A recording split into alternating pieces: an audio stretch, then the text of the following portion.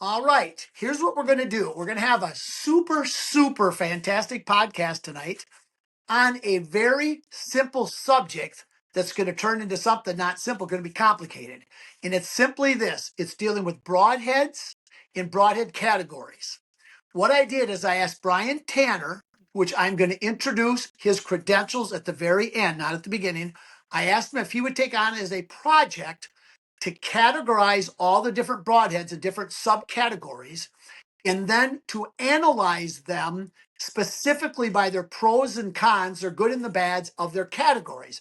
That way, we can be objectively looking at things without picking on any one particular broadhead. So I thought that's a good way to start. And then I was going to have Bryan give a presentation to you guys, which is what we're doing now. So you can hear what he has to say. And then he's going to be able to hear your comments coming back. So I think this is going to really be a very helpful thing. So, and Gavin would like us to try to do this in an hour's time. And when I'm going to introduce all of you individually, and then I'm going to introduce Bryan last, and then I'm going to turn it over totally to Bryan so that I'm not dictating anything. And then it'll be yours, Bryan, to handle the meeting with one exception. Gavin will give me a text to wrap it up, and then I'll say, okay, guys, we have 5 minutes. But it's basically Bryan Tanner's show tonight and your guys' comments. I am going to do my best to say nothing after I introduce everybody. Okay? So let me start out with who's all on the phone first. So I'm going to start with Gavin De La Garza. Gavin is a professional photographer and editor, and he does all the stuff for me, but he's a professional photographer for the Major Basketball Association team down there in Texas. He does that. And when it comes to hunting, he is, if I could use the term professional, Gavin, a professional hog killer. And as he said, he's not a hunter. His own words, he's a killer. He kills between 600 with his group, 600 and 900 hogs a year. Okay. Then I'm going to go to Eric Newman next. Eric Newman owns P&L Testers. And as I understand it, Eric, different archery companies will invent products. They'll send them to you to be officially tested. Because I was referred to Eric when I wanted specific scientific information. I was told Eric Newman by one of the largest bow companies that's on the market told me Eric Newman's the guy to go to. So I talk to Eric probably every day, every other day. Okay. Next is Corey Haas, which I have to give a dig. This is personal. I know it, but he's a Bears fan and he beat the Packers. So it's hurting me. It's hurting me hard. And plus, when we're watching the game, he's sending me all these texts, sending me that. I didn't even finish watching that nasty pizza or something he had the next day on it there. That was bad. But Corey owns, now watch this, Corey, the Bow Shop Bible app. How'd they do? All right. Very, very proud of you, Bryan. And this thing is so comprehensive. How in the world, Corey, you could have done all this work and you're not known as like the guy out there with, because it's all information on any and all things to do with arrows and tuning and cams, detail things. And I actually met Corey out in Utah. We were out elk hunting this year. So that's where I met him. Next here is David Stark. David Stark owns Discreet Ballistics, and he has a patent on a subsonic bullet. And he has great interest on how arrows kill animals because he's not a bow hunter compared to his bullet, which goes in like a clover leaf type shape, if that's okay saying that, David. So it kind of cuts through an animal, kind of like what a arrow does. There we go. You can kind of see similar to a broadhead. And David has done extensive research, even on the organs after they're shot with his bullet. He's even MRI'd the organs. So when he comes with us down to Texas, he's going to be the unofficial non-archer, but he's going to officially take a look at all the results of the tests that we do. So I'm thrilled with that. And then is the one that I'm thrilled to have tonight, Bill. And I'm thrilled to have you on a podcast together. I've talked to you at the ATA for a couple of years. It's Bill Vanderheyden. He is the inventor and the owner of Iron Will Broadheads, which has got a fantastic reputation. And he is a mechanical engineer professor. So what I like is anything that Bryan Tanner says that's a little bit out of line, I've got a guy sitting over his shoulder there to correct him. So it doesn't got to be me arguing with him. So, okay. So that's everybody there except Bryan Tanner. Now, I'm going to introduce Bryan Tanner. And this is something that this man is the smartest human being that I've ever met in my life. I met him at the ATA a year ago. I thought he was a doctor the way he was talking. He's always got this wisecrack look in his face. And we get along good and argue all the time, so don't think I'm insulting him. It's okay. And he always asks, if you get to know him, he's going to ask you questions to find out, and he's going to play real coy. He did that with me. I thought he was a doctor. We got along good. And he came up to Wisconsin last summer. We went out fishing together. We got to know each other. He invited me down to Ohio. We spent a month together in Ohio. We're going back down there this Thursday with him. And this man is incredible. And I'm going to go through his credentials right now. He was raised in Appalachia with a story that I don't feel I can say at this time, Bryan, because I know that's kind of maybe touchy. But he has a personal life story that is book worthy of that personally. His background is he's a petroleum engineer, and he owns and runs one of the largest muskie guiding services in the United States, where he caught over 300 muskies in his group this last year. In fact, he took Jack Frost out, the famous Alaskan archer, and James McGovern, the owner of Reinhardt Targets, and they both caught muskies with him. Although he took me and my son out, and we didn't get nothing up here, I'll tell you that much. So now, watch this. Bryan makes his living, I'm calling it, Bryan, is with whitetail deer. What do I mean by that? He buys and sells hunting properties. He does hunting property improvements on the properties, and he manages them. And he consults, now listen to this, with professional whitetail hunters and how to specifically hunt their properties and how to kill specific trophy bucks. I was at his house where Bryan was late showing up when we were going to meet because he had to spend 2 hours to go consult the property, and he came back with a check for $1,500. Bryan Tanner's reputation is impeccable when it comes to whitetail hunting. Okay, he has shot 14 Boone and Crockett bucks gross score with his bow. Now, all of those credentials sound impressive, right? But there's one more that is way, way better than any of these, and that's this. He was awarded this last fall the accomplishment and the recipient of the 5 Arrow Challenge GOAT Award, which you've never heard of. That's going to be an up-and-coming thing that's going to be pushed. GOAT meaning the greatest of all time. And what the 5 Arrow Challenge is, it's where you shoot, you've got Pope and Young and Boone and Crockett, right?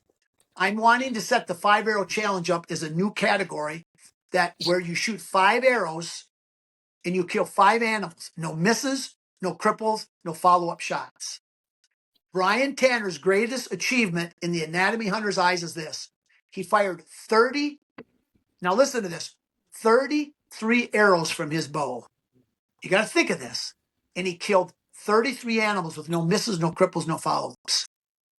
That is incredible. And so what I've been wanting to do is to teach people to kill deer and not wound them. I'm not capable of doing this. I've got the vision, I got the goal, I got my background in anatomy, but the hunting part, I'm subpar, about in the middle of the pack.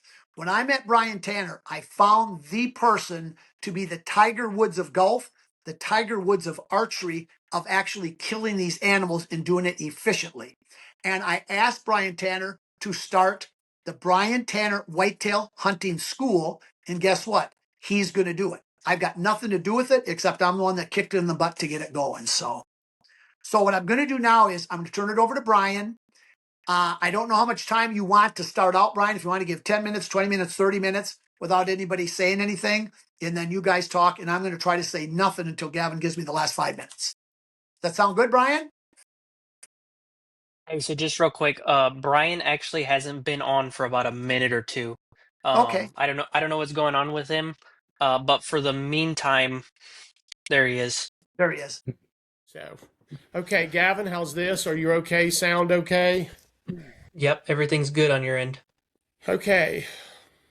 Let's do it. Let's do it. Looks All okay. right, Bryan, we can resume whenever you're ready. Okay. So what Bryan had asked me to do was to categorize broadheads, and I'm going to speak in some very general terms here. I'm gonna list these broadheads in categories and then subcategories, and talk a little bit about the pros and cons of each style of broadhead, and generally what the application is for. Now, again, these are generalities. I know guys who elk hunt with mechanical broadheads. I personally don't. But again, I'm going to speak in generalities here. But I have three categories of broadheads.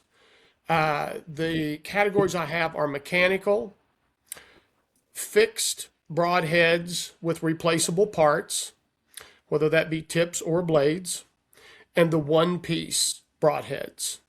And so those are the three general categories of broadheads.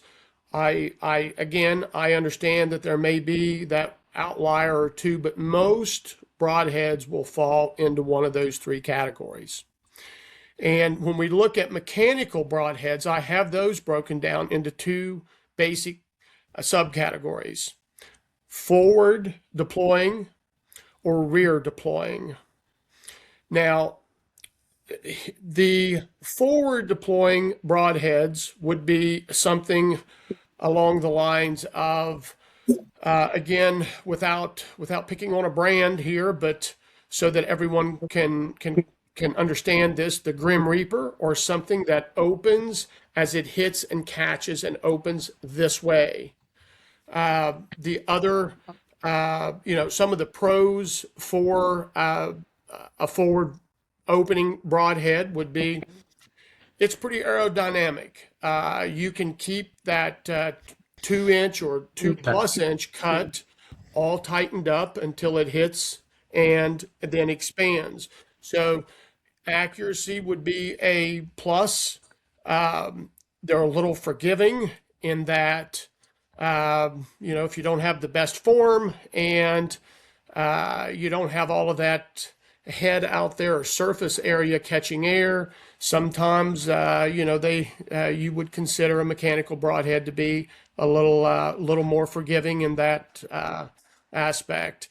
The cons with the forward opening mechanical broadheads would be deflection. There are many, many, many cases of these types of broadheads that will deflect, and what it does is it simply causes the arrow to lose its energy upon impact. I've seen these arrows go in whitetails and come out in places they shouldn't have came out. And again, that's not to say that other types of broadheads can't do that. It just seems that this particular type, forward opening broadheads, and I'm going to be real honest, I have a hard time saying much good about these broadheads. So I'll go ahead and open up to my bias there. But these broadheads do have a tendency to deflect, I think, a little more than the others. The pro is, again, they can be really, really, really accurate. They lose a lot of energy, in my opinion, on opening. Anything that's mechanical, anything that moves, you're losing energy. And these, I believe, lose energy even more so than the rear deploying broadheads. And that's the next subcategory of mechanicals, is rear deploying. The rear deploying broadheads, such as a Rage or a Speed, those hit, and as they hit, there's a mechanism that will allow the blades to open up and expand backward as the arrow is injected into the target or body cavity, in this case, as we're hunting. Those, again, you can achieve a very large cutting diameter with those in excess of 2 inches. They come in 2, 3, and even 4 blades, and they can create significant wound channels. Some of the negatives on that is, again, deflection. You also run the risk of failure, and that's true with forward opening as well. So anything that is mechanical and has that many moving parts, has a tendency at times to maybe not work the way it's designed to, or deflect the arrow. I'll have to admit, and I've got quite a bit of video on this, and I think I've sent it to a few here in the group. I actually had that happen this year in Illinois, and I've seen that happen before, even with rear deploying broadheads. Now, many times, a lot of these broadheads that are very popular on the market maybe don't have the toughest materials. I personally shoot the G5 broadheads for whitetail. They are not the toughest broadhead on the market, but the reason they're so popular is the wound channel that they can create. When you design or when you pick a broadhead, it is not for the perfect shot. A broadhead should be chosen for when you don't make that perfect shot. What happens then? And with thin-skinned animals like whitetail or pronghorn, that large cutting diameter really helps in cases where you maybe hit an animal a little far back, or you start flirting with the shoulder and some other areas. I guess we'll get into that a little bit later, but you're probably in trouble no matter what you're shooting. But anyway, so that's why. But we can talk. Yes, Bill. I saw. There's two schools of thought on that. You can, if you're going to shoot back, a big hole is better. But if you're going to shoot closer to shoulder, then a broadhead that can really actually get through the bone would be better. So, there's that argument too. And I agree with you, Bill. When forward in the cavity, give me a one-piece solid ferrule. That no question about that. I believe that to be 100% true. And I think that these gaping wound channels, if you will, again, we're talking about 200-pound whitetail here, and personally, I wouldn't consider hunting elk with a mechanical broadhead. Personally, even though I've actually killed a cow elk with a mechanical broadhead, I wouldn't do it. They're bigger, they're tougher, and I think that these surgically sharp blades that I'll give G5 credit. They have a wonderfully sharp blade, but it is very thin. I don't think you're gonna bust ribs with it too much and expect it to stay intact. It's just not. I agree with that. Yeah. And I've got a project going on right now at the university where we're testing a bunch of mechanicals actually through elk ribs, and we're just destroying them. The elk ribs are just breaking blades and breaking ferrules. So, to me that, they're all strip ground blades, really thin. And so I think that's a really bad choice for elk, just because even a rib is breaking these. But and I would 100% agree with that, Bill. Again, you are certainly the expert on that. Just from my perspective, from a hunter's perspective, that's the general thought on the market. Is from the average Joe out here hunting, is that that's the reason why someone would choose a mechanical broadhead for whitetail deer, unless we'll call it, is that surgical sharpness in case that deer were to jump the string and you hit it a little far back. As Bill had mentioned, if it's forward, if you had that one piece with the great material, you have the ability to maybe recover that animal when you have no chance at doing it with a thin blade. Yeah, let me comment on the one piece too, if I can. And sorry if I'm interrupting at the wrong time. No, not at all. I've been testing broadheads for so many years. I got a lot of opinions to share on it. Most one piece, they're cast or they're metal injection molded, or typically they're not that sharp because of the processes used to make them. And so there's, like iron will, for instance, is actually, it's not a one piece. The blade is separate from the ferrule, but the blade is made more like a high-end knife. It's ground and very sharp.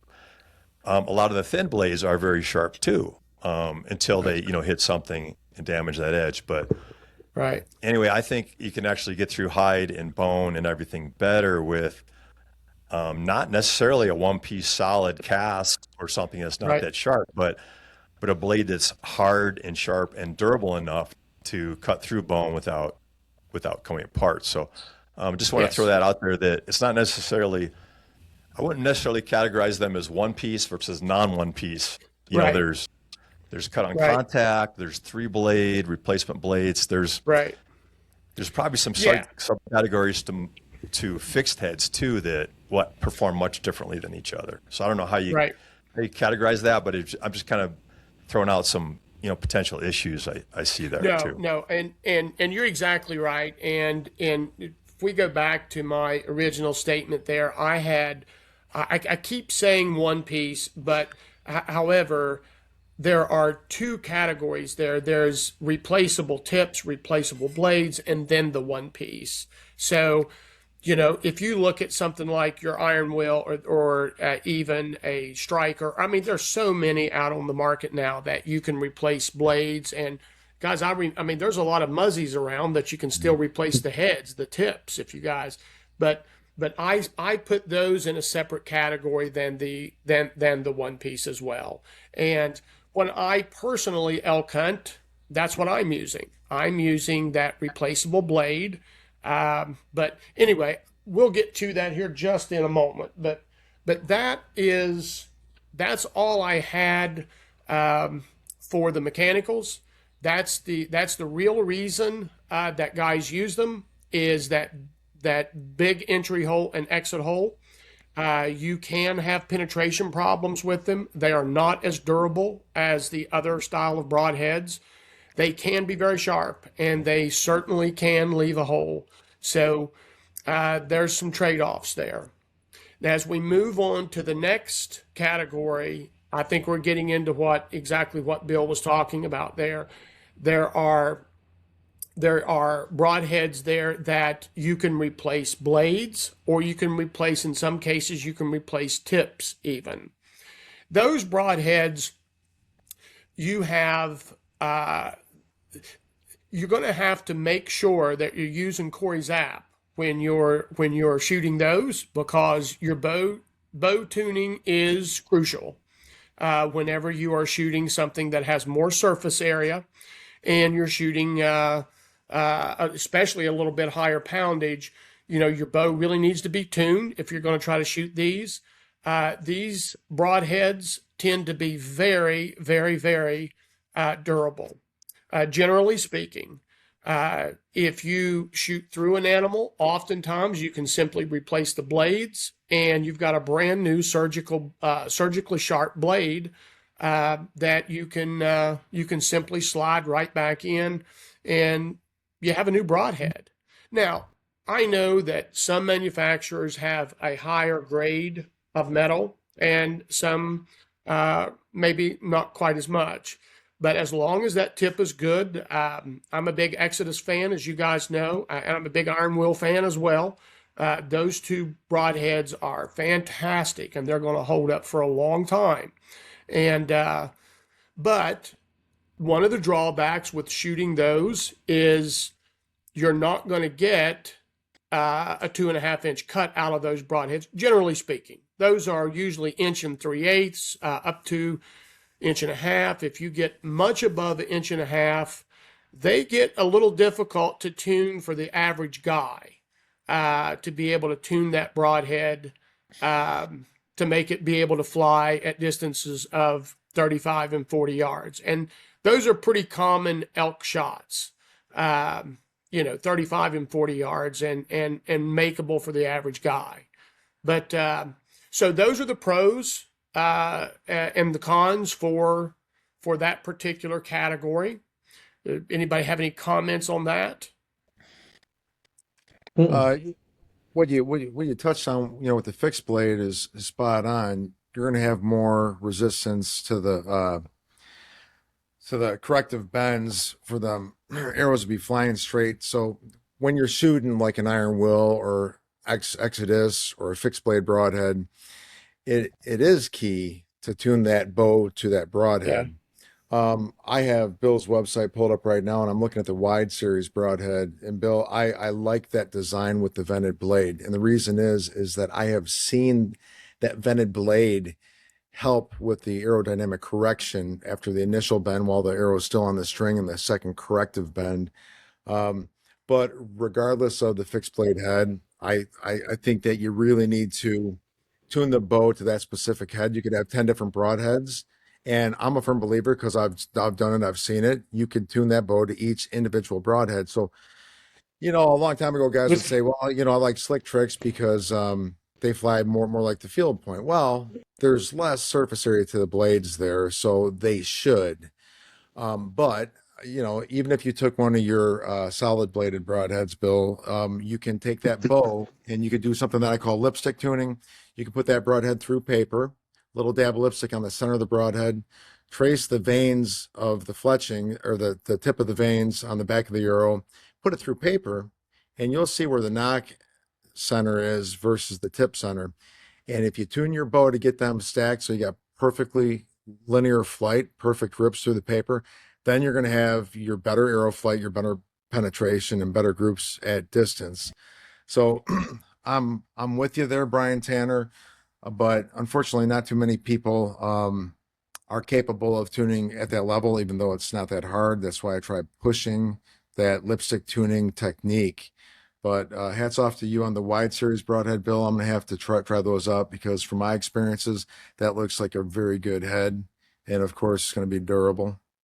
But that's all I got. Yeah, just a couple more comments there too. Is as you have a fixed head, it's more important to have more vein on the back. Little target veins with fixed heads don't do well. That arrow's pretty unstable. I sponsored a 2-year project with the University of Colorado, just studying arrow veins and fixed blade heads and arrow flight. And I generally recommend 1/2 inch tall or taller for veins for fixed blade heads. And yeah, the bigger, the worse they are. Our standard size heads can get very tight groups at very long range with a stable arrow, with enough vein on the back for a fixed blade head. And our wide heads, I don't recommend shooting them over 60. I know some guys do, but that's where I see, I'm still hitting bullseyes at 60s, and my groups are opening up. And, I shoot to 100 yards of the broadheads almost every day out here. Right. And I can still hit the target, but my groups are bigger with the wide head, and the wide solid blades open up groups.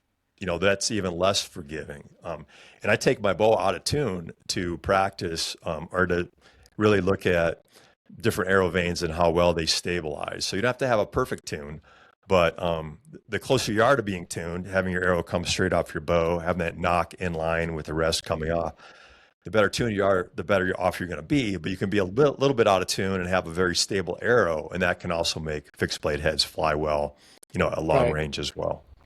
Plus, you have problems during the shot, a little micro flinch before the arrow leaves the string. There, you've now gone from a tuned bow to an untuned bow. So if the fletchings could take control a little bit better, that's great. One other thing to point out is having blade orientation the same way on fixed blade broadheads, so they all react during the corrective bends the same, is pretty crucial if you're shooting with more than arrow marked number 1. If you got arrow 2 and 3, you want them to be matching, which is a little bit difficult sometimes, because a lot of times we set our insert with cyanacrylic glue. So to be able to adjust that is, you got to kind of plan for that, but the orientation is key as well.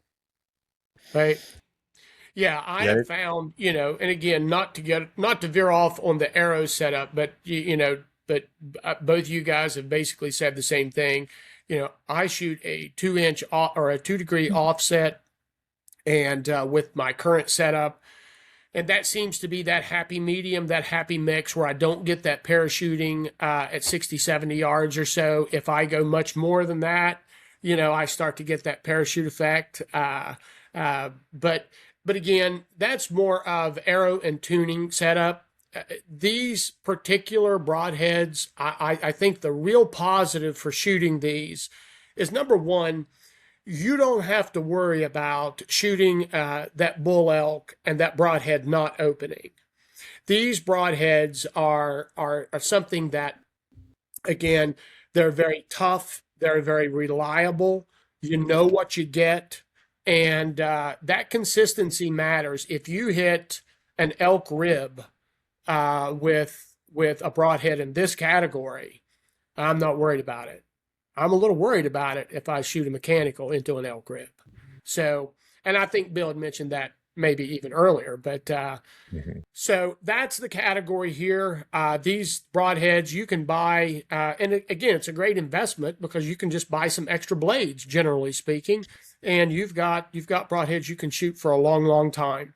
I like it because of what Corey had said as well. I will oftentimes tune each arrow individually, and then I'll simply replace the blades on it. I'm good to go.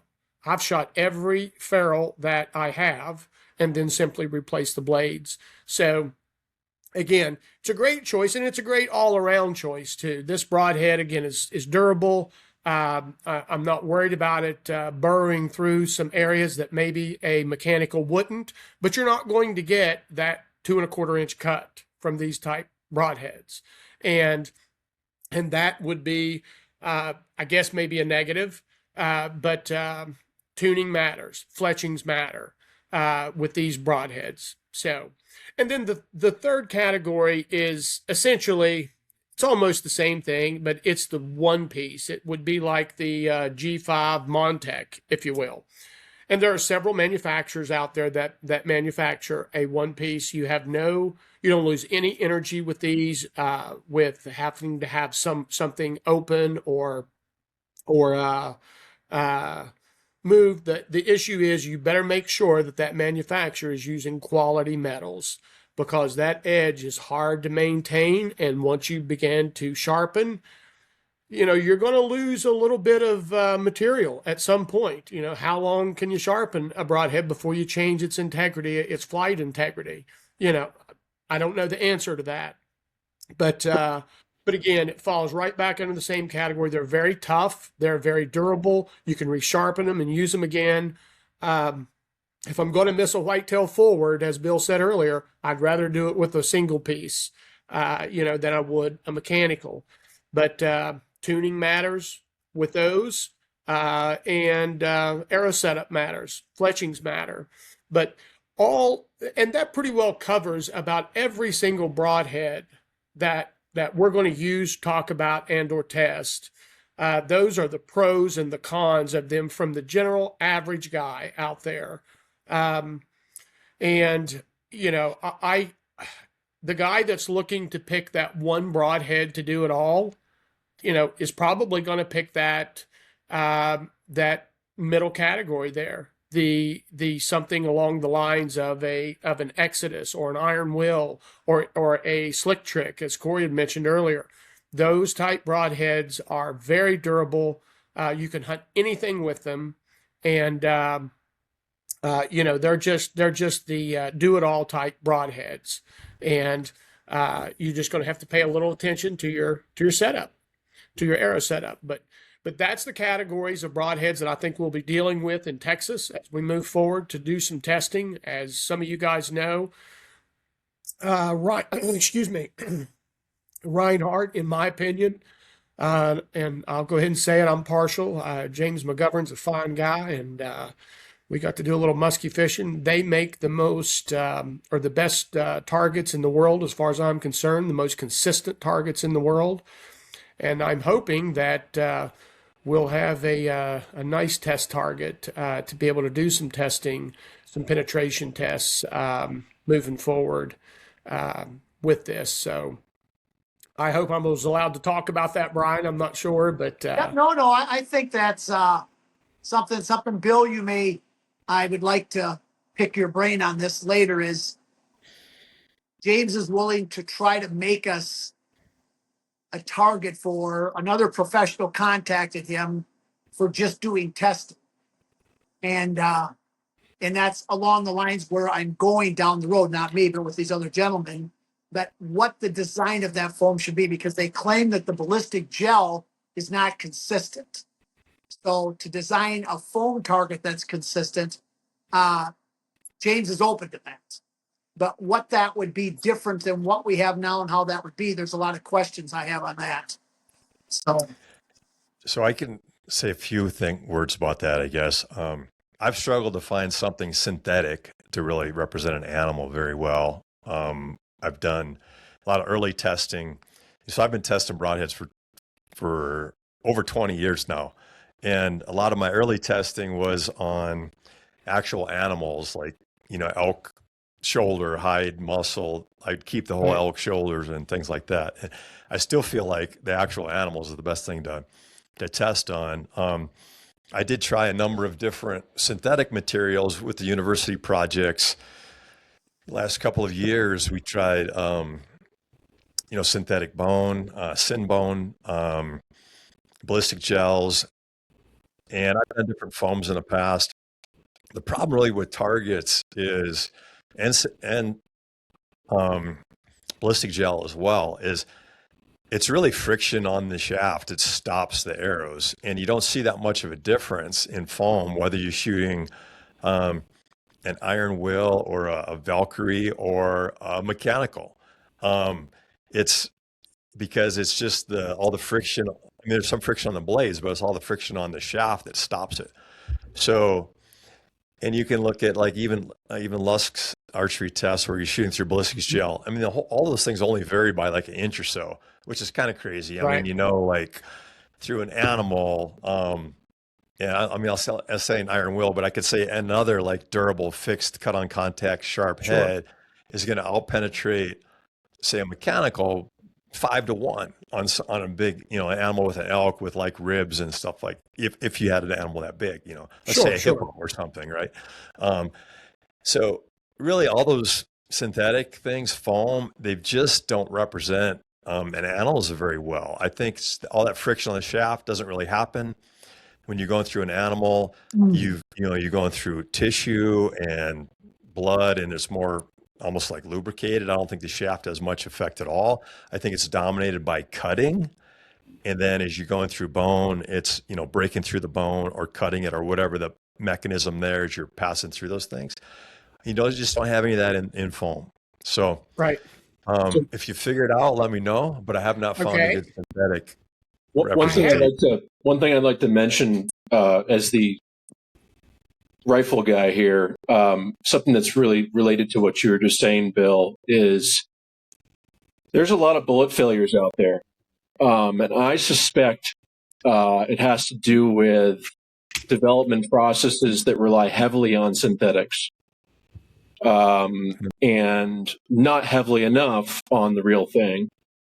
And it's, I hear about it because I'm in the industry, but I think oftentimes, it's guys are not going to want to talk about it. So I think it's actually happening a lot more than we know of. And I suspect it would be probably similar in the archery world as well. I think it's always a problem with marketing, is that you see the success stories and you don't see the failures. And I've tested a ton of 3-blade and mechanical and different broadheads in recent years, and surprisingly, how often I get complete failures and think, how can this be on the market? And I think a lot of the issue is, my feeling on a lot of mechanicals right now is like, they're like 70% of the time they work every time type thing. Like there's a lot of failures, but you only see the good stuff out there. So it's a problem, I think. So and I won't mention his name, but I was speaking to an industry professional I'm sure every one of us here know well. And you're right, and you're 100% right. It's hard. A live animal is certainly not foam, and but what we wanted to try to do, in my mind, and I'd love to get your guys' thoughts on this, as you can see, if we can try to keep the arrow friction from stopping or from coming into play here, what we would do is shoot each broadhead on the exact same arrow, the exact same setup, and I would want to use a something that would similar to what Victory uses, or even I use the Easton Axis arrows personally, and I use the inserts that's larger in diameter than the shaft is. Like an outsert. Yes, like an outsert. And what that does is it keeps the friction from,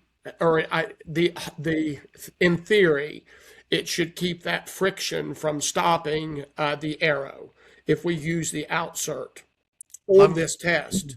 And as long as the foam is consistent, and I think Reinhardt can produce that, I'm hoping that will give us a way to analyze penetration with the exact same arrow, exact same setup, exact same weights, and again, we'll take a lot of the arrow, out of play. You guys all know that some arrow companies actually have, some coating on their arrows to help with that friction. But if they're all shot from the same arrow and there's an outsert used to attempt to try to stop that. Now, we all know that there's oscillation on impact that's going to, again, create friction of the arrow. Maybe we overstiffen it a little bit. Maybe we shoot something that's overspined. I understand we got to have that arrow going straight, but I think that's kind of the thoughts that I've heard and talked about, and I'd love to get your guys' thought to see if that would help give us a more true penetration test. From what Bill said, and we've talked about this before, right, Eric? With the foam targets, stopping the shaft, with the friction. Now, if the arrow shafts are equal, the only difference is the broadhead. So there should be a difference in the penetration depth.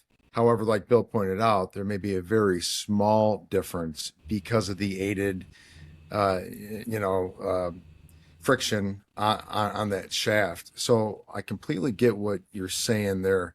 Bryan Johnson, I wonder if James could make a saturated target with some kind of an oil or like a lubricant that we might be able to test it out and see if we could see more of a difference. I mean, that would have to be done in Wisconsin prior to that trip. But if you had some way to impregnate it with some kind of a lube, and I don't know how porous or how it would soak up things, but I'm just, spitballing things here because I'm starting to see more and more that shaft, it's going in. And even if we had an outsert, you're still making a hole out of a flat surface that's just solid. And the outsert may initially make a bigger hole than the shaft of the arrow, but it's going to, it's a healing foam. It's going to close in on it. But if it was lubed up, because I've shot field shoots, I've shot 3Ds to where we'll actually take our arrow and we'll have a homemade thing with a little bit of lube in there, and that'll help us pull the arrows out. So, a little bit of chemical influence might help that from happening as much, just throwing it out there. And Eric, before we go on, Bryan had mentioned about the 2-degree offset.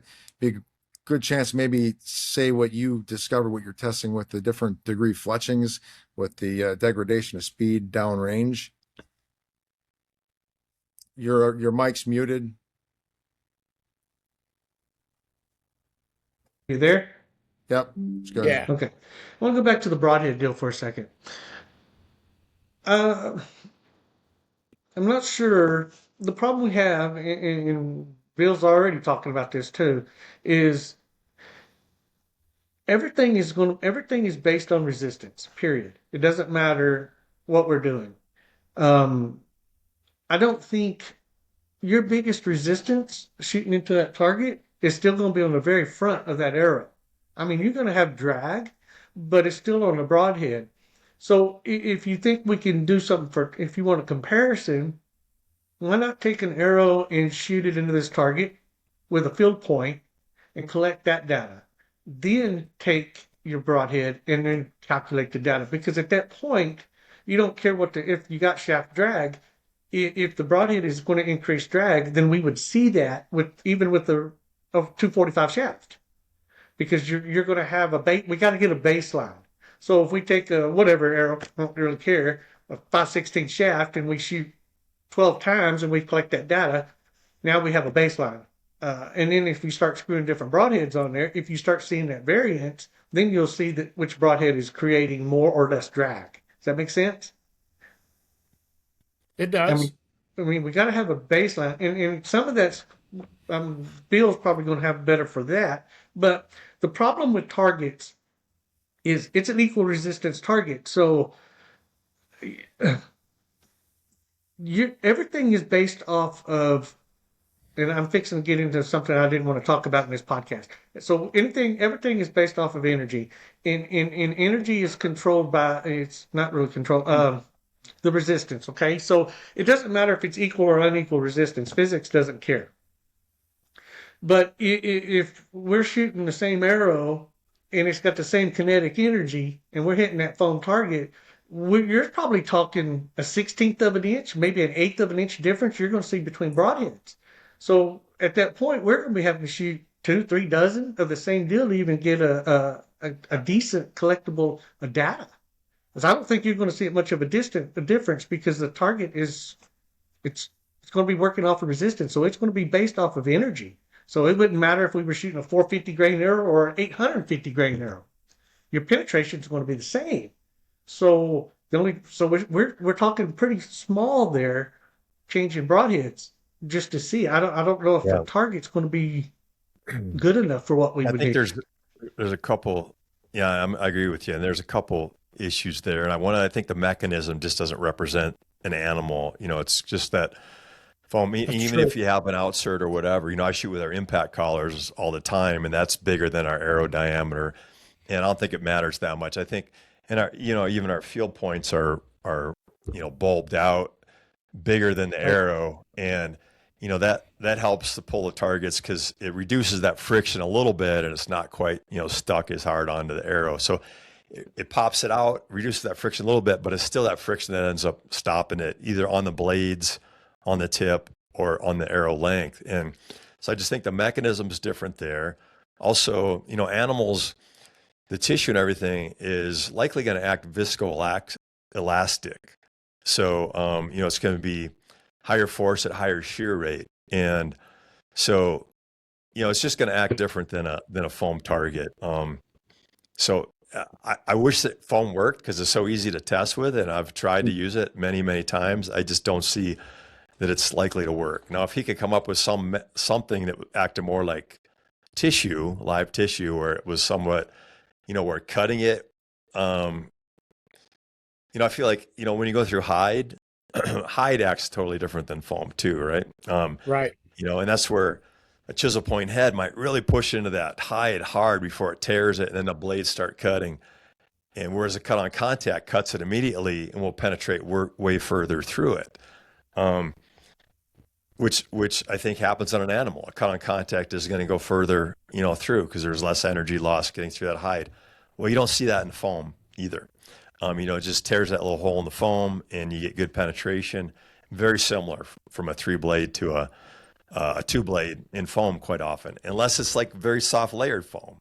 I can shoot an iron will broadhead and zip right through some of those soft foam, because those are kind of dominated by cut, it seems. I don't think there's much pressure between it. But a dense foam will stop things more similarly around it. So I don't know, maybe there's some clue there, but anyways, it's been a struggle for me to come up with something that works. So those are some things I just want to point out, that you might do a bunch of testing on foam and decide, this was kind of worthless. That's what I'm worried about there. Well, organic ordnance gel, which was really developed by Dr. Martin Fackler in the early 80s, he correlated at least to the 20%. It's either the 10 or the 20% organic gel. And he correlated that to swine ass, essentially. So hindquarters, dense muscle tissue. The problem with that is that you're shooting a broadside shot, whether it's with a bullet or an arrow, you're not going to have that, you're not going to have that consistency going into the thoracic cavity. So, I mean, it would be, one of the great things about ballistic gelatin is it does simulate to a degree dense tissue, but it's not the area where people are shooting the animals. So, and obviously you don't, it doesn't take into account hard tissues like ligaments and bones. So yeah, I've in my world too, I've very much struggled with finding a replacement for animals. And I've kind of come to the conclusion that they're really, until we start, 3D printing animals like in Westworld or whatever, I don't see that, I just don't see a good analog. So what do you consider ballistic gel? Equal or unequal resistance? How are you defining that? I don't know.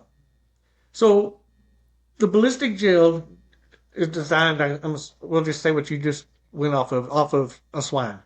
So again, if we're testing broadheads, would ballistic gel have less or more resistance, equal resistance on it versus a target? Like a foam target? Yes, sir. Because if it's not equal, not as an unequal resistance, then theoretically, nothing's going to be comparable to an animal. We know that. But would not a ballistic gel do a little better job looking at different broadheads? That would be my intuition. Yeah, my intuition would be that would give you a better idea of a permanent cavity than and more representative penetration. But I don't know. I've never even shot a gel block with an arrow, so I don't even know. So the problem we still have is, and I'm going to just say his name, John Lusk, with him testing in ballistic gel. We don't see much of a penetration even difference then. So I still don't know. There's no really easy way to do that. Right. Because my guess on ballistic gel, I think my guess on ballistics gel, like if it was correlated to a swine hindquarters, probably with a bullet, it was correlated, right? On how it penetrated. Probably not an arrowhead. So that's correct. Yeah. I just don't think, I'm not saying for bullets is probably the best. I don't really know. I can't really speak to it, but I think it was developed for bullets. When people are using it with broadheads, I don't think it's right. I think it does not act the same as a bullet, and I don't think it works very well for determining if one will penetrate more than another. I think there's so much friction in it on the shaft. I think it's like all that friction is what's really stopping an arrow in ballistics gel. And I've shot it quite a bit. It's fun to shoot. You can see what's happening. You can see rotation through it, all that. But I think it has zero to do with an actual animal from what I've seen. Yeah. So what if we was to take, because you can get ballistic gel, 20% and 10%? Well, there's two types. There's synthetic and there's organic. The synthetic is a lot easier to work with. You don't have to refrigerate it. You don't want to leave it out in the hot sun because it will turn into a blob if you're not careful. But I mean, for this, I would say organic would be the way to go because it has more of a viscous liquid kind of consistency. The problem with that is you really have to do it in a lab setting. You have to literally have it in a fridge, and then a guy with a white lab coat comes and places it on the table, and but even that, I mean, I'm kind of the outlier in the industry in that it's like everybody's just depending on it, and like I was saying before, it leads to product failures. So where I was headed at, what would happen if we took say 20% and 10%, which I think would be in that synthetic, and we layer 1 inch, 1 inch, 1 inch, and just stagger it in between? Because now we're going to be varying the resistance, and that's the whole ideal of an animal. Again, no correlation, but the reason that we see difference in animals is because we have, force spikes. So we hit something hard, we get a big spike. It goes into something easy, so that's the reason we see difference in penetration. Could we not do something like that and stagger it, or even put something hard in between it, piece of PVC plate, just something? That's an interesting concept. Like I would say, one thing that might be kind of representative would be if you were to take some cadaver rib and then in some way impregnate it into gel, and that way you can have kind of the muscle tissue of what's in between the rib, and kind of get an idea of like a thoracic wall. Maybe put some hide over it, but then again, it's just not going to be the same. Sure. But that's a little bit more representative, I think. I would assume it's going to depend on what we're trying to accomplish. True. So, yeah. If we're looking at just penetration, we can use any target. It really ain't going to matter. But if we're trying to correlate it to an animal, we're back to we need to shoot animals. Fair. I can tell you what, I'm currently sponsoring a project at the University of Colorado. We're testing different broadheads, we did this last year too with synthetic, with the syn bone, synthetic bone in a ballistics gel, and just decided this synthetic bone just doesn't act like a bone either.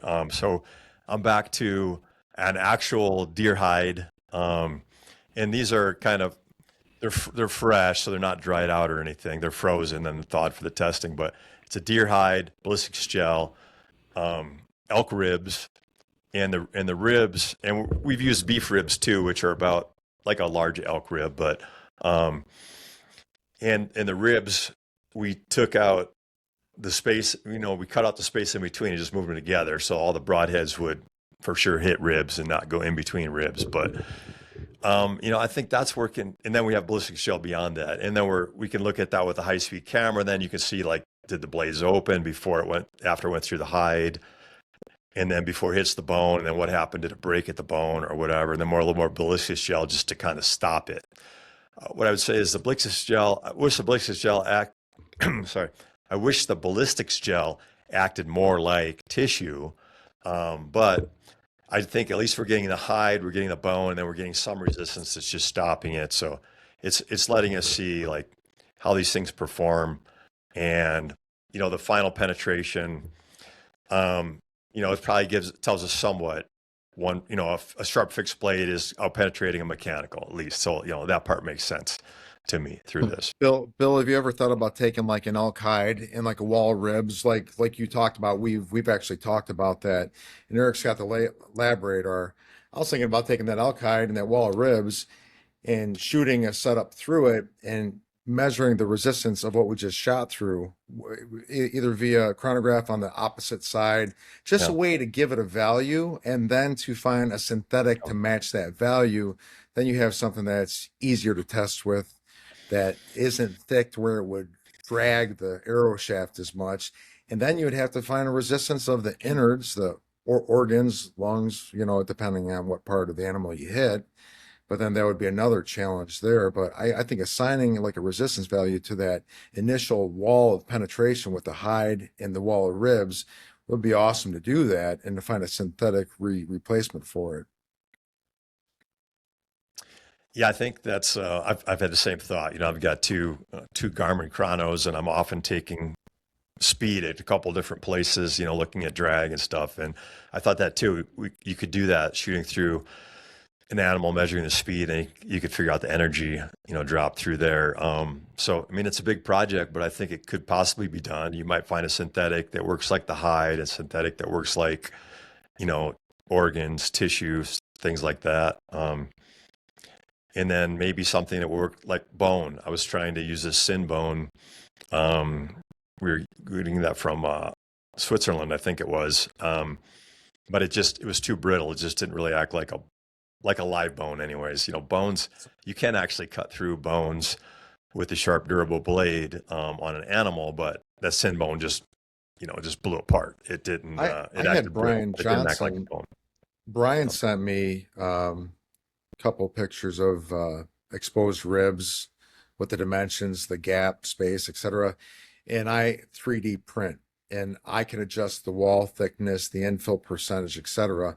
And I could tweak that to get the results that we need. And PLA plastic, I think would somewhat, depending on how I set up the print, I think we can get it to match the resistance of that wall ribs and the hide. And if it's not super thick, then we don't have to worry about the resistance on the shaft. And I'm down for that. If we wanted to pull together some data that we have, and maybe you said you've already tried doing that, Bill, with the Garmin's and stuff. Eric's got the lab radar. I don't think he has a wall of elk rib bones, but I've got an elk hide in the freezer. I could ship that to you, Eric. I said I wasn't going to talk, but I think there's an elephant in the room. We're going to Texas and we're going to shoot how many hogs? Remember, we got Bryan Tanner. You guys that are worried about shooting hogs, Bryan Tanner's going to tell you he's going to put them hogs down. I'm just going to tell you. We could have 20 hogs down there that if our conversation switches next time, what can we do with these dead hogs to shoot the arrow through them and simulate them in the inside? I think that would be a productive conversation, because guess what? We're going to be going down there in 2 months and we're going to have them right there in front of us. Like I cut out today, just some things are like when Eric told me earlier, you can't shoot a foam target, you have to have something hard in front of it. So I just cut this out a 1/4 inch plywood real quick just to be smart mouth with Eric. So that with Bryan Tanner, we can use those piece of junk broadheads. Oh, I'm sorry, I didn't mention them at 45-degree angles in C, because the one blade should catch in theory and open up and they should kick. I'm not talking about you, Bryan Tanner. I'm somebody else I was talking about. So we got all these hogs down there. We're going down there to use. So I think we could be doing a lot of thinking of what we could do in the cavities instead of setting them on the table, hanging them up. Gavin and I are talking about how I could hang up the carcasses. So the problem you got, I'm sorry, Brian. No, go ahead, Eric. The problem we have even with animals, we can take 10 of these, take 20 of these pigs, line them up, hit them with the same broadhead, same arrow, same energy, and get 20 different results. Okay. So you're correct. This type of testing that we want to do, there's going to be a lot of work, because again, we could probably shoot 100 pigs and get 100 different results. Take the average. That goes back to the same thing that the big test that was done 30 years ago. He had to decrease his energy so that he could keep the arrow in the animals, so he had something that was measurable, which makes absolutely sense. The problem is we still got to shoot tons and tons of animals to even be able to get anything that we could use as viable data. I just don't know. Frost told us we have to. Jack Frost had made the comment, until we do 1,000 tests, we don't have anything. But my point is that may be true, but we got to start with one. And we're going down there. We have hogs, and I think in 2 months from now. Well, I think we're going to have to really sit down hard and think about what we're wanting to accomplish to start with.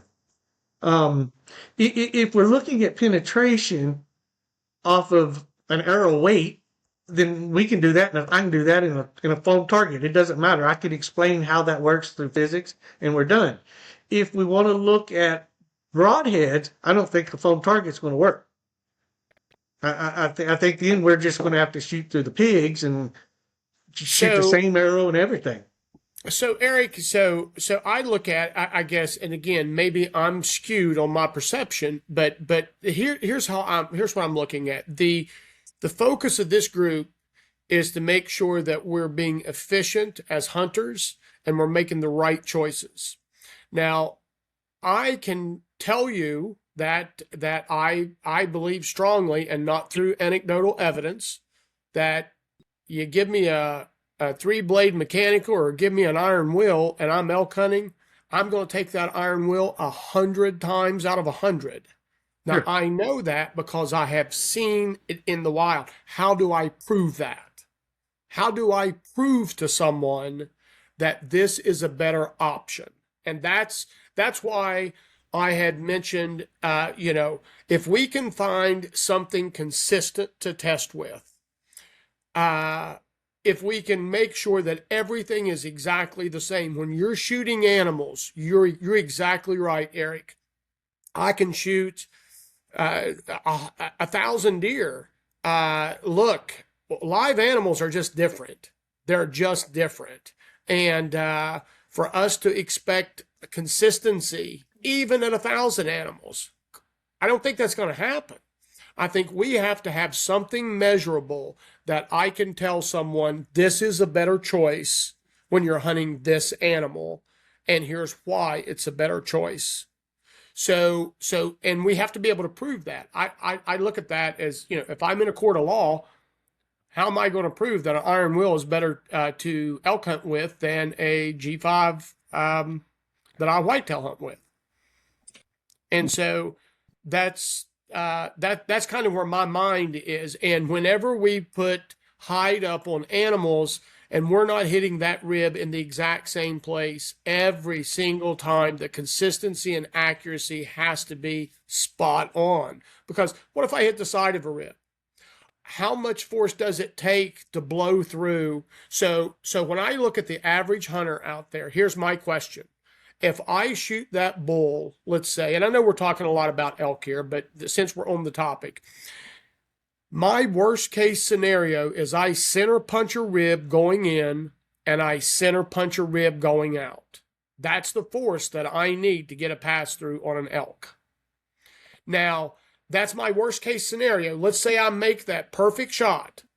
How much force does it take, and which broadhead is going to deliver that consistently? And that's the testing mechanism that I think we need to be thinking about. I know what the answer is, I believe, and I say that with all humility. You guys here you guys are way smarter than me, but I only know it because I've seen it so many times over the years of hunting in the elk woods and the whitetail woods and seeing a lot of animals shot. And I know what the answer is, but I don't know how to prove it. Yeah. Well, see, that goes back to what Bill's been doing then, because Bill's got years and years of all this testing. Are you, Bill, when you're testing different broadheads and however y'all are testing, are you even seeing that big of a difference between penetration between different heads? Yeah, we do. Yeah, we tested a bunch of 3 blades last year, a bunch of mechanicals, and then mechanical versus iron will through the stack is, when I had the students shoot the iron will through it and it blew through everything, and they're like, wow, what is that? What is that? Well, yeah, that was designed to get through elk, shoulder blades basically, or get through ribs, get max penetration. And we do see that. And we see when things break, they, stop penetrating. A lot of blades breaking. And, in the 3-blade category, we see that the one-piece solid fixed, they do well on bones, but they take a lot of force to go through hide. We also measure on an instrument machine. We push things down through and then measure the force difference. And then we do the shooting test at speed, because sometimes things act a little differently at speed, as well, especially like the bones breaking, stuff like that. So yeah, to answer your question, we do see a difference there. I don't feel like it's still quantifying things perfectly because it's all this ballistics gel in there too. And so it's hard to say this broadhead would outpenetrate this broadhead when there's a inch difference in ballistics gel. I'm not sure if I believe that. I think it shows, when damage happens and pushing down through and measuring force and getting this force curve, we can say, all right, this broadhead should outpenetrate this one. It took less force to get through hide. And as you know, Eric, if you look at kinetic energy converted to work, or force times distance there, if you can reduce the force to cut through this stuff, you should increase the distance, 1-to-1. So that's why I do a lot of measurement with an instrument machine. It's got a load cell measuring force and distance very accurately to try and quantify, these improvements.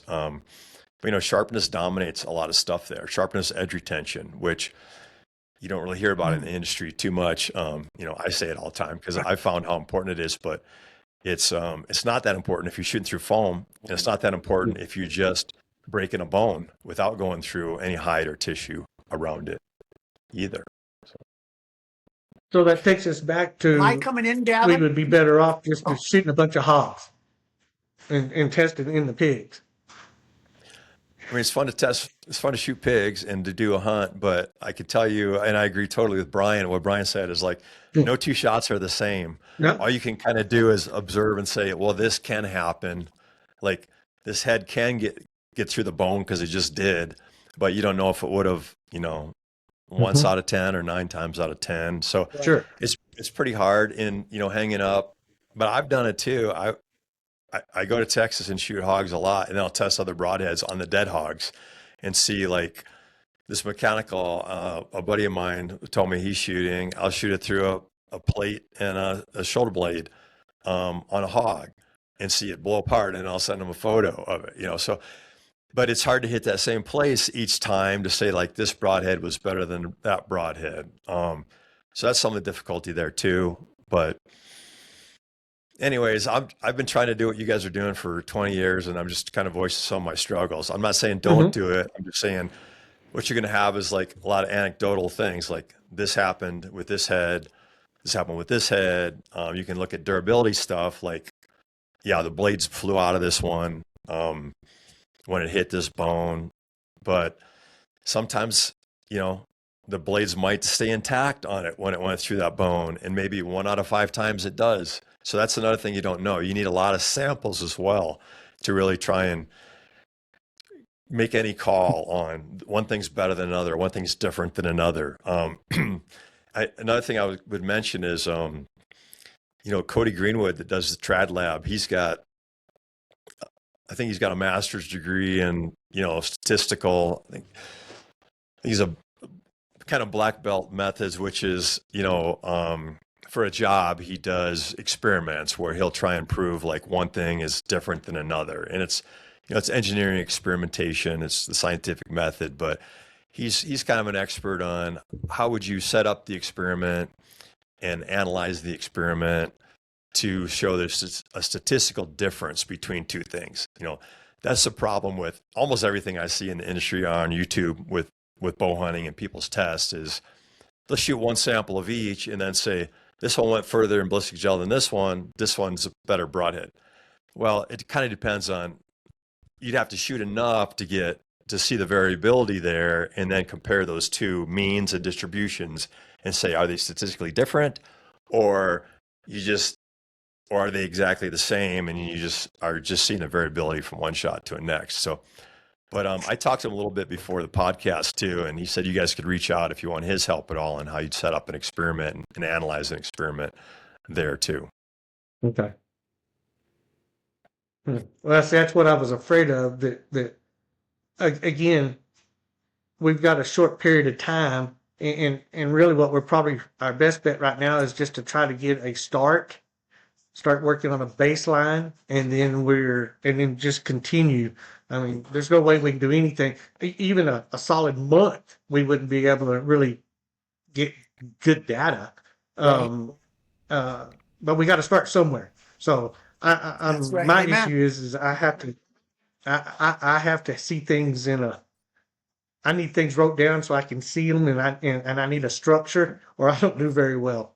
And that's what I'm struggling with right now is trying to get a structure so that everything we're doing is in a line. And I'm not there yet. So I just don't want to do things that's not going to be right or wrong, or a lot of it is we just need to explain to people what we're doing as of right now. We need to make sure if we're shooting into targets, we need to make sure they understand there's the depth of penetration has no correlation to an animal. Pretty much anything that we shoot has no correlation to an animal. And even then, if we're shooting dead pigs, that correlation doesn't really correlate to a live pig either. And that's one of the big problems with the big 30-year study that was done, which I still think is a great study. However, a dead animal doesn't do the same as a live animal. So there's correlation issues there, so we just got to build a baseline is all I know to do. I think So, we're going down there Bill, to do some. go ahead, Corey. But Well, I was going to say, I think we're going down there to do a bunch of different tests, and a bunch of them, it's not going to be relying on the inconsistencies of the dead pig or whatever, the drop test, maybe the deflection test. I think we all know that animals are inconsistent no matter what. Are they relaxed? Are they tensed up? What part of the rib do you hit? You could hit the center of the rib. You could hit the edge of the rib. You could pass right through. I mean, if we get some dead pigs, we can take a number of shots through them with different broadheads and take an average of the results and say, hey, we know that this is not a consistent way of testing it, but here are the results. Bill, what we talked about, man, and I have thought about this. I've talked to Eric about this a lot, man, is measuring the resistance of the hide, the wall of ribs, and the organs, and assigning a value and coming up with that perfect synthetic replacement. And the viscosity of the innards and stuff is something to talk about, and it's going to take a lot more talk or more time to think about. But I do like the fact that you've thought about that, and I think that'd be a good project moving forward as well, is to find things that equal the results of what we could test through hide and like a wall of ribs. Cool. I think that'd be great if you guys could figure that out. I'm happy to, give you advice. I don't have the time to develop it myself, but it'd be great to have, I think. I got the 3D printer, so I could take care of the ribs. I think with the way I do it, I think I could match it to where it's usable and consistent. The hide, it would have to be some kind of a fabric. As far as the innards, that would be another thing to figure out. But until then, we're dealing with hogs, so we're just going to have to take some shots and take the average and just say, hey, this is what we saw. We know it's not perfect, but here it is. Is that what you're thinking, Bryan Johnson? One I've thing got that some we've ideas, done. but as you guys know, I got crazy ideas, so I'm not going to bring them up now. But I want to leave us, instead of with closure, you're supposed to leave this with closure, right? I'm going to do the opposite. I am going to make it even more complicated. And I'm going to tell you what happened at the ATA. This is 2 years ago when I was with two professionals. Bernie Behringer is the bear professor. Brian Tanner and I are going hunting with him. He was talking to one of Eric's best friend, Dave Holt. Dave Holt has shot, over 2,000 animals in Africa with the Rage broadhead. Is that correct, Eric? And here's the disagreement they got in. And I like disagreements as long as they're mutual and within friends. Bernie Behringer believes you want an entrance and exit hole, so you've got a double blood trail. So he shoots on bears a slick trick, 4-blade, very small broadhead. Dave Holt disagrees with his Rage. He doesn't get the penetration. That's what I'm saying. You guys are talking all penetration. I'm talking killing the animal. He believes, and he knows anatomy and physiology, all he has to do is cut through the mediastinum. So in other words, he collapses one lung, puts a hole through the mediastinum so the air gets in the other lung. So it only goes in on a lot of these animals 6 inches, but the animal dies quicker from a tension pneumothorax. And so when I say I'm complicating this, that is the reality. It's not all penetration's the name of the game. It's killing the animal. And there's different ways on animals die, just like there's different ways on broadheads break bone. As I'm sure Bill knows, those long, skinny broadheads will slice through a humerus bone where the exodus has that steep angle. It will shatter the bones. And different bones are built different. A humerus bone is hollow. A scapula's got 3 different parts to it. So there's a lot of variables here. And to me, it's all going to be fun. It's going to be interesting. We're going to open a can of worms, and we're going to try some crazy fun things. And we're going to learn something when we're done. So I'm excited about it. So one thing I just want to mention, one thing, if we're taking bottle shots. I have one from here. All right. I've got one question for Bill real quick. Bill, have you figured out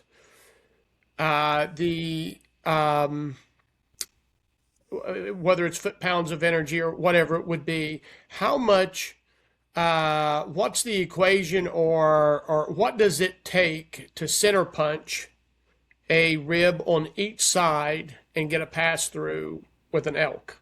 Do you have any idea how are you assigning that amount of energy?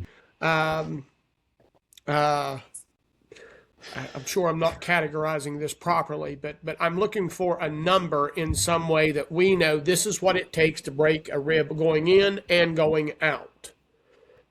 Do you have a formula like that? I did some work. This is a long time ago, but when I was first developing broadheads, that's what I was trying to do is get, through elk hide, shoulder blade, and then I was pushing down through with the instrument machine and measuring that force. And so then I was calculating, okay, with my setup, can I get through? And I was able to kind of calculate, okay, with this arrow setup, this much energy, with an iron broadhead on it, I should be able to get double shoulder blade pass through. So I did try and quantify that, but that was based on having the actual force to penetrate measurements, and then I could look at how much energy that took. I didn't have the middle. I had like the hide, the muscle, the scapula on either side, and I kind of made a guess, like organs are probably pretty low force, and there's this much distance. So some of it was kind of a guess, but yeah, I think you could do that if you had that force to penetrate, and it really varies by broadhead. That's why I kind of don't agree with people when they just say you need this much energy or this much mass. Well, it totally depends on what broadhead it is on the front. Correct. I got a buddy whose wife shot an elk with a 45-pound bow and got a pass through, including a scapula with iron will broadhead. But a 3-blade that wouldn't happen, a mechanical that wouldn't happen. Right. It really depends on what's cutting and keeping the force down too. But I think there's a possibility that you could do that though. You could categorize like with this broadhead, it took this much force to get through. You can look at the force versus force times distance is energy. So you can see how much energy it's taking to get through, an animal that way. If you could push it all the way through a hog, say, right, and measured that force. And there's, I talked to Cody Greenwood about this and set him up with some force measurement gauges in the past to try and kind of look at that. But, you can take an iron will broadhead on an arrow and you can push it through. It takes like 12 pounds to get through hide and maybe 30 to get through scapula. So if you could measure that force to push through an animal with a different broadhead, you could then have the energy and try and estimate, okay, with this type of animal hitting it and these passing through this stuff, you would need at least this much energy to do that. So one type of, can you guys hear me at all? Yeah. Okay, great. One metric that we've looked at in the past is vitals tissue displacement that our projectiles generate. And what we actually have done is we CT scanned and MRI'd. And Bryan spoke about this a little earlier during the intro, but we CT scanned and MRI'd and imaged the cadaver vitals tissue, and we were able to get some measurements on tissue displacement. I don't know. Just thinking about the wounding of a broadhead, I think it's going to be, it's essentially a razor going through the vitals. So I don't know how significant that would be. But you were talking about kind of the diameter of the wounding. So that might be some metric that we could look at. So one thing I just think would make sense would be if we do shoot these animals in the lungs or the heart would be great. Let's put them on ice and let's save them, freeze them, so we can kind of go back and maybe put them through a CT scanner at a local vet or whatever. Yeah. So I would just like to be able to explain to people through some metric rather than take my word for it. I need some sort of metric to be able to say this is. Look, every industry professional knows this, and here's why, rather than trust me. So, So Bill, on your Instride, can you vary the velocity you're shoving or the speed that you're shoving your broadhead through? Yeah, you so can. If you're running, and I'm just going to make up some numbers. Do you look at it as how do you Are you just looking at speed, like a frequency, like 2 hertz is one speed versus 25 hertz, or how do you look at your It's measurements? just it's just an inches per second setting Okay, that you okay, put on it. all right, But I can't get 280 feet per second or whatever your right, right, arrow is flying. So, right. and it should, and I think from what I understand in the research, organs they're viscoelastic, so you cut through faster, it would take more force. So, this is probably lower than the force would take at that higher speed, but I still think it's probably good relative info. Maybe come up with a way to do it with the pigs is like measure somehow push different broadheads through them and measure the force Right. to go Well, through. so Yeah. on your Instagram, I still see some valuable data. So have you seen if you push it through, say, 1 inch per or 1 second per 1 inch versus let's say 4 seconds per 1 inch? So that would be very slow. Do you see much of a difference in the pound force on your gauge? In other words, if at 4 seconds, if it's 10 at 1 second, is it less or more? It's been a while since I looked at that. I just kind of run it as fast as I can, which really isn't very fast. Right. But it's been a long time since I did that, but I don't think I saw much difference. I don't Okay. think anything acts that different. But again, I mean, it's like Oh, sure. this fast. It's something, it's relatively slow compared to an arrow, but Right. it's measuring the force to cut, which I think is pretty important. Oh, absolutely. So now, if we could do, say, I keep a Mark 10 Series 4 force gauge. So we're talking about pushing it through the animal. I can measure up to 100 pounds with it. So if we was to build something so that the arrow was mounted to it, could we just? I can't control the speed rate that I'm pushing, but we could push through the pig and look at the difference. Problem is anything I hit hard or soft, my variance is going to change, and I've got no way to control that. Yeah. Yeah, I mean, can you get an output? Can you get an electrical output so that read it in so you can get the force distance curve from it? Oh yeah. I can definitely do that. Okay. My problem is even a manual. I almost need like a press that we could set that pig in, and I could just kind of control the press coming in. I think that if I'm varying too much, I think you're gonna see this in that chart big time. But yes, I can draw a chart with it. That's no big deal. I just don't know how consistent I can be every time coming through there. But You could we get can do that. a giant arbor press, and I've done Yeah. some of this in an arbor press before with a force gauge in there and just push down through stuff. That's Yes, sir. much cheaper than an instrument machine. Oh, absolutely.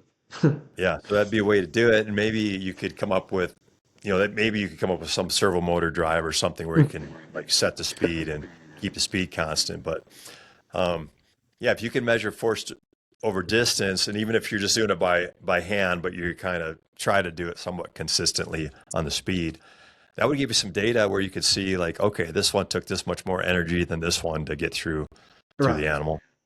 Okay. I already got an idea. Money's an issue, but because we could take a 4 foot linear guide, and I could mount that force gauge on it. We just got to figure out how to set it so the animals out here basically build a cheap instron base is what we're talking about doing. Time and money's the only issue about doing something like that. But yes, we could do that, and then we could measure shoving the broadhead through a pig. So, and I can run it pretty fast too. So that's a thought. Yeah, I like it. Another metric. Yes, sir. Okay. Another All right, metric. Corey, start selling your stuff. We need some money. And yeah, I got the printers going right now. The old bits angle setter, it really took off. But, Just to comment on the printer, I feel like a printer, I think that could be a way to simulate bone. I have some, I'm optimistic that could be done, I'm telling you, Bill, man, I think we're overcomplicating it. I think we look at the height. We measure the resistance through there. Bam. We got a value. The wall ribs. We take 10 shots, 20 shots. We take the average. Boom. We got the resistance of the ribs. Now, Bryan Johnson can get us some lungs, and he's got a bunch of carcasses laying around his yard and his buildings. We get some lungs and maybe some heart or whatever.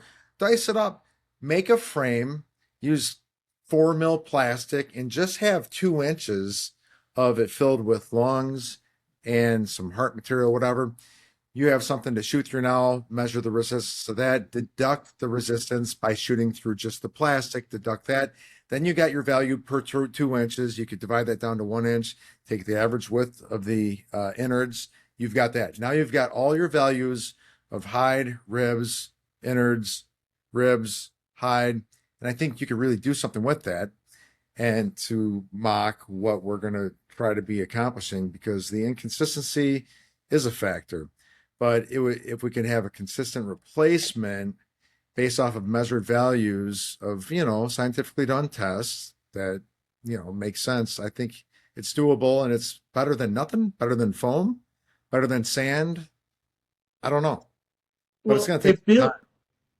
If Bill's already got data shoving through bone, or if we could get a force, then yes, we could try different types of media to build a bone on your printer, and we could try to get as close as we could to match the force that Bill's already got. Again, we're still got to understand there's some correlation issues there, but that would be the only way to get close. So if we knew it took, I don't know what it's going to take to break a bone, 2,000 newtons, then we would just build a product that we would have to break at 2,000 newtons, then we would be compared to Bill's data.